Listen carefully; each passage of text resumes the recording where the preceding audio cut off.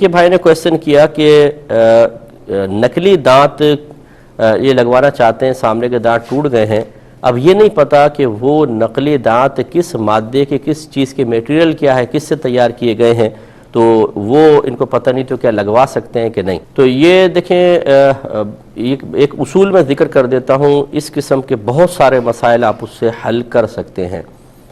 ہمارے مذہب اسلام میں ہر چیز کی اصل اس کا پاک اور حلال ہونا ہے، سوائے عورت اور گوشت کے، کہ عورت میں اصل حرمت ہے، پہلے عورت حرام ہوتی ہے، پھر نکاح کے ذریعے حلال ہوتی ہے یا کنیز حلال ہو جاتی ہے۔ اور گوشت کے سلسلے میں بھی کہ جہاں پر گوشت مشکوک ہو، مثلا آپ کسی غیر مسلم کی کنٹری میں چلے گئے اور وہاں پر آپ کو گوشت مل رہا ہے غیر مسلم کی دکان سے، تو پھر یا مطلب یہ پتہ نہیں چل رہا کہ بیچنے والا مسلمان ہے یا کافر ہے، یا کسی اور کنٹری سے آپ کے یہاں پر آیا ہے اور وہاں پر آپ کو پتہ نہیں کہ غیر مسلم بھی رہتے ہیں، مسلمان بھی، کس کا گوشت ہے، تو پھر گوشت میں اصل حرمت مان کر اس سے اجتناب کیا جائے گا۔ یہ تمام کنڈیشن ذرا ذہن میں رکھیے گا، یہ گوشت کے سلسلے میں جو میں نے ذکر کی ہیں۔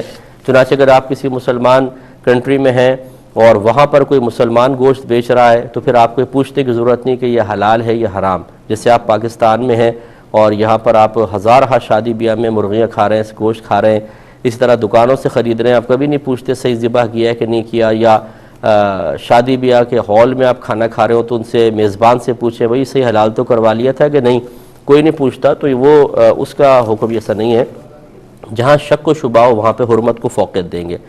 ان دو چیزوں کو ہٹا دے، باقی تمام کے بارے میں حکم اس آیت سے نکلے گا کہ هو الذی خلق لکم ما فی الارض جمیعا، کہ اللہ تبارک و تعالی وہ ذات ہے جس نے زمین پر جو کچھ ہے سب کا سب تمہارے لیے، تمہارے نفع کے لیے رکھا ہے، یا اس سے تمہارے لیے نفع کو جائز قرار دیا ہے، یا اس نفع کے لیے تمہیں پیدا کیا، تمہاری ان تمام چیزوں کو نفع کے لیے پیدا کیا ہے۔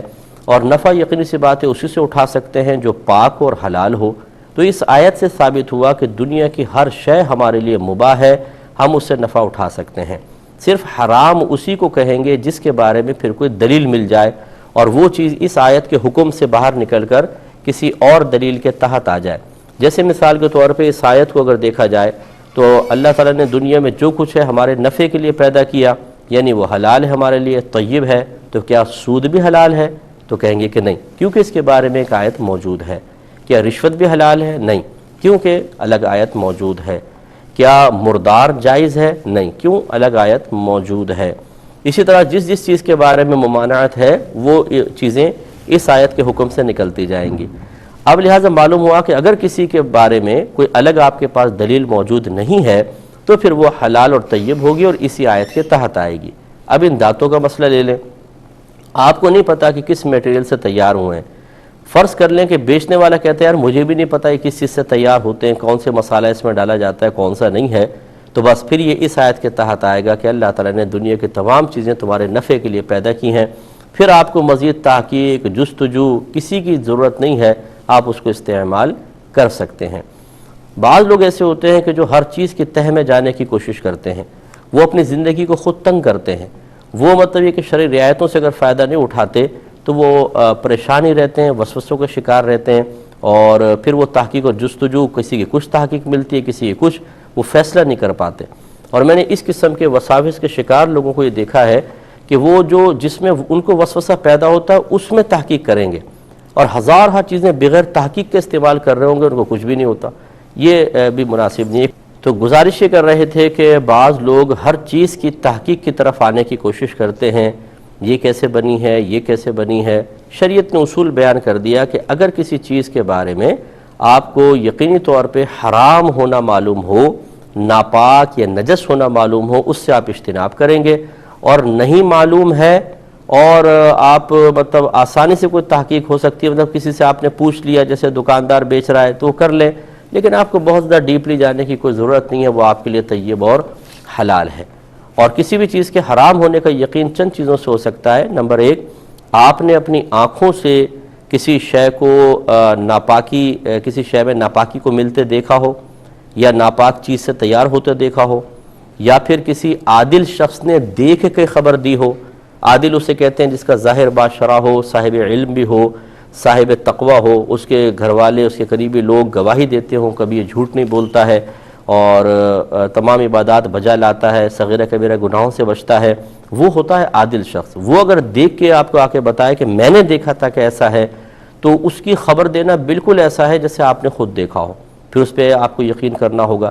یا آپ اپنی آنکھوں سے چیز کو دیکھ رہے ہیں، یا جیسے میں نے پہلے بتایا، یا وہ یا باہر کی خبر پہ اس طرح اعتماد کر سکتے ہیں کہ وہاں کی کمپنیاں بعض اوقات قانونی اعتبار سے ان پہ لازم ہوتا ہے کہ جو کچھ آپ نے اس میں میٹیریل ڈالا ہے وہ آپ لکھیں اوپر، تو انہوں نے اگر لکھا ہے کہ اس میں ہم نے ناپاک چیز ڈالی ہے تو پھر اس قول کا بھی اعتماد کر کے اس سے بچا جائے گا۔ باقی اگر آپ کو نہیں پتہ، جیسے مثلا ایک صابن آپ کے پاس آیا، اب یہ کیسے تیار ہوا ہے باہر کا صابن، اب بعض لوگ کہتے ہیں جی باہر کا صابن استعمال نہ کریں، ضرور اس میں ناپاک چیز ملی ہوگی۔ بھئی کس طریقے سے آپ نے دیکھا ہے آنکھوں سے؟ نہیں۔ کسی عادل شخص نے خبر دی؟ نہیں۔ کیا اس پہ کچھ لکھا ہوا ہے؟ نہیں۔ پھر آپ کیسے کہہ سکتے ہیں؟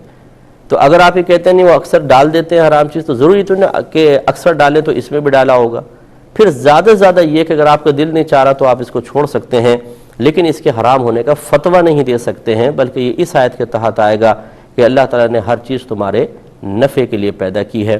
اس اصول کو ذرا ذہن میں رکھیں۔ تو اب اس کا خلاصہ یہی ہے کہ آپ ان دانتوں کو استعمال کر سکتے ہیں، ہاں اگر تیار کرنے والے خود یہ بتا دیں آپ کو، یا کسی طرح آپ کو معلوم ہو جائے کہ اس میں حرام چیز کی آمیزش ہے، تو بہتر ہے کہ پھر اس کو نہ استعمال کریں، کوئی اور دانت وغیرہ آپ استعمال کر لیجئے۔